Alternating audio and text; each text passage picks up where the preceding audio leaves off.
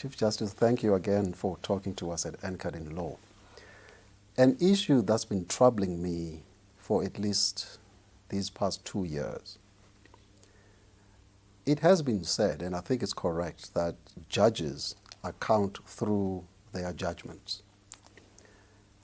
And one would expect that judgments are reasoned reasons for what the judge, for the relief that the judge grants or refuses to grant. It's a point that has been made at the Judicial Service Commission on more than one occasion.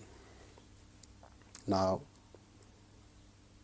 there is a rule of the Supreme Court of Appeal and a rule of the Constitutional Court that permits a court to refuse leave to appeal without giving reasons.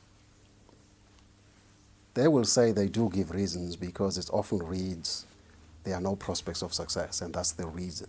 But isn't a litigant entitled to the reasons for the court believing that there are no prospects of success?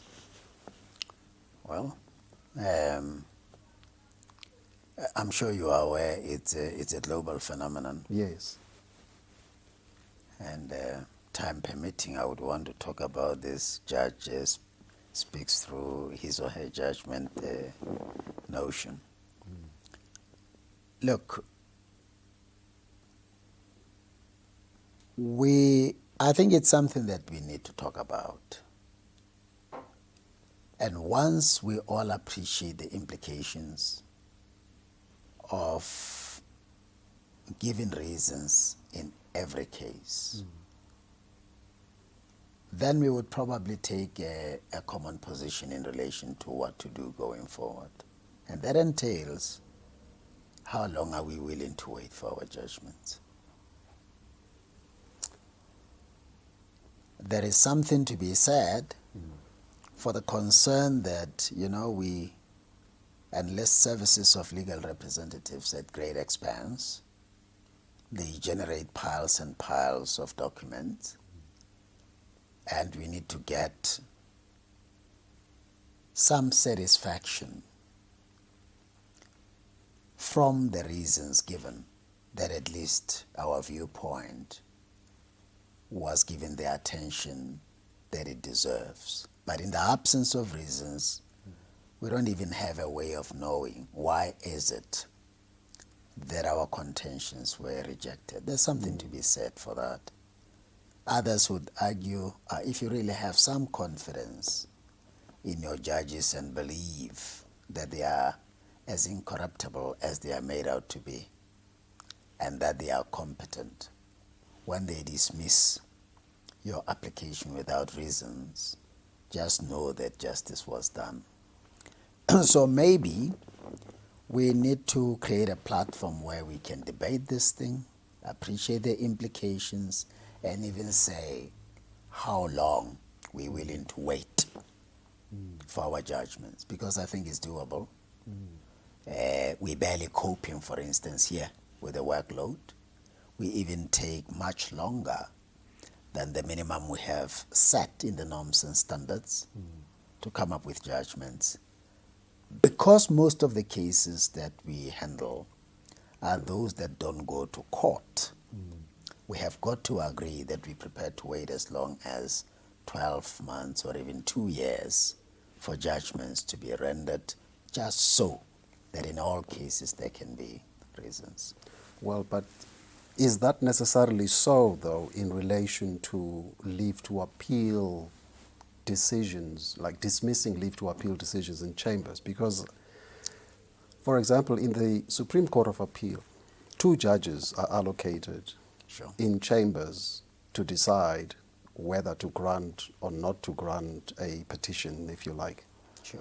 It's not the whole full bench that sits. What prevents the Constitutional Court from assigning to, if the quorum for the Constitutional Court is 8 judges, what prevents the Constitutional Court from having a rule that says, in relation to determining whether or not to grant leave to appeal on the papers, 3 judges will be allocated to deal with that?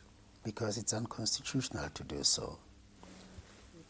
An order or a decision of this court is one made by at least 8 judges. Yes. So you can never have a situation where 3 judges decides a matter.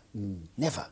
Not even an application. We all 11 of us, or minimum 8, must reflect on the issues before any order is made.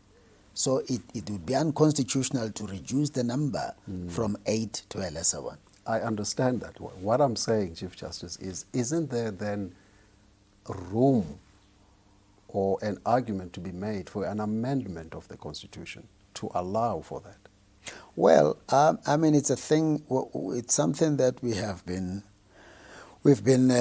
reflecting on ever since we had at least 2 engagements with our colleagues in the Federal Constitutional Court of Germany and the European Court of Human Rights, who sit in panels, and only in relation to certain matters do they have a grand chamber sitting.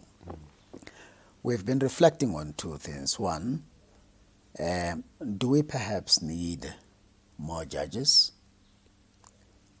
Like Germany has 16, out of which you can then have colleagues sit in panels of 3 or 5, so that the cases that come before us could be expeditiously disposed of. And 2, do we perhaps need researchers at the level of the researchers of the Federal Constitutional Court of Germany, who draw researchers from the likes of your Supreme Court of Appeal judges, High Court judges, and highly experienced prosecutors to draft judgments, and that extends to judgments relating to the speedy dispositions of applications such as you allude to. Because when there is that level of competence, though the decision of those judges who serve as researchers for Constitutional Court justices is not final, but a lot of spade work would have been done by properly qualified and experienced people to make the work of Constitutional Court judges easier. I know that the U.S. Supreme Court does that to some extent, although their researchers are not as experienced as those of Germany. So we're toying with those ideas. We're not there yet. I don't know whether the South African public would accept a reduction from the minimum of 8 to 3. It's something that will have to be given a lot of thought before it's put into practice, if it is. I mean, I've even thrown in the idea of merging the Constitutional Court with the Supreme Court of Appeal, which I thought would be an easy thing to cut down on the many appellate stages through which a litigant must go before they get to the apex court. And I think it would be easy because judges of the Constitutional Court and the Supreme Court of Appeal earn the same salary. So it would be easy just to blend the 2 together. But would South Africans find that acceptable? I mean, I was talking to a retired colleague and he said to me, look, that thing won't work.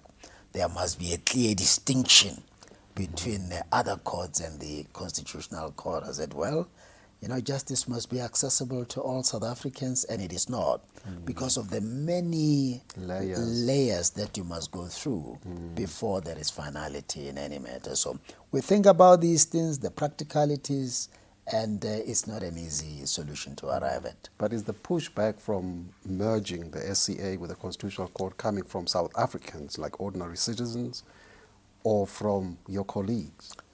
No, I haven't heard anything from my colleagues except for the retired one. And I don't know whether there is much pushback because we haven't popularized the idea. We were like thinking aloud, really. I was like thinking aloud. I shared it with my colleagues. I raised it at the Judicial Service Commission. I raised it with a few colleagues. So I don't really know where people stand, but I think it's something worth considering.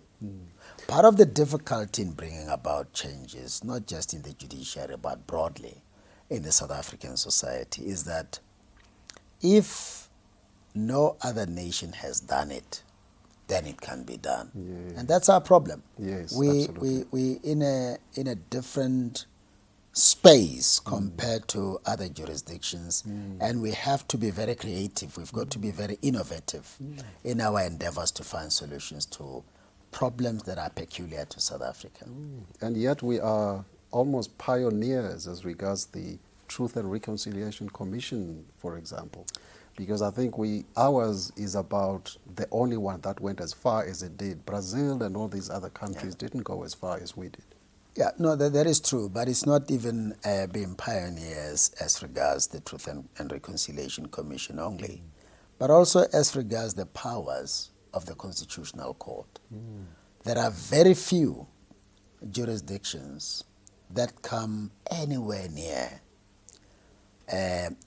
where the Constitutional Court of South Africa is. In fact, the courts of South Africa, in terms of the extensive powers they have to interfere with wrongdoing. So we are pioneers in that regard. I mean, if you have a sense of the role we play at a global level, you'll be amazed. Yes, no, I've seen. For about was it a year or two, I was privileged to chair the World Body of Constitutional Jurisdictions. And the way people appreciated our contribution based on our experience was just unthinkable. The New Democracies called me some time back in Armenia just for me to share with them how the South African judiciary goes about its responsibilities, the powers it has, etc., etc. So we are pioneers in many respects, but we tend to limit ourselves, we tend to look down upon ourselves, we tend to undermine our capabilities in making a difference where others have failed. Thank you, Chief Justice. We're now going to go to the last segment after this short break.